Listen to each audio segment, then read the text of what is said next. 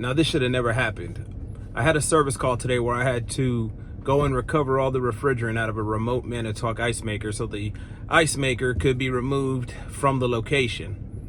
A couple weeks ago, a coworker of mine went and ended up having to condemn the machine. Now the part that should have never happened is before we went, or I should say my coworker went and condemned the machine, the customer had about $4,000 worth of work done to that machine, expansion valves and some other stuff replaced. I believe his initial issue he was having was harvest issues, or something similar to that. And the technician that he had hired to do the work went and replaced expansion valves, did some other stuff, came out to over $4,000. Well, still didn't solve his issue. When my coworker went out there the other week, the evaporator grids are coming off the machine, and all the nickel plating is just about wore off the machine. Now, because of that, and because it's a 20-something-year-old machine, it's not worth repairing. And those expansion valves and other things that were done should have never been changed. The machine should have been condemned when that technician went out there.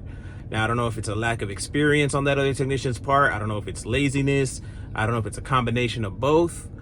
But he should have checked those grids for the nickel coating and to make sure the grids were all there.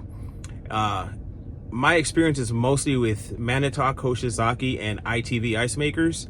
And anytime you are thinking you're gonna have to do any major work to one of them, you need to always make sure that the evaporators are not separated and that the nickel plating is still on the evaporators. Now, Hoshizaki does have those stainless steel evaporators.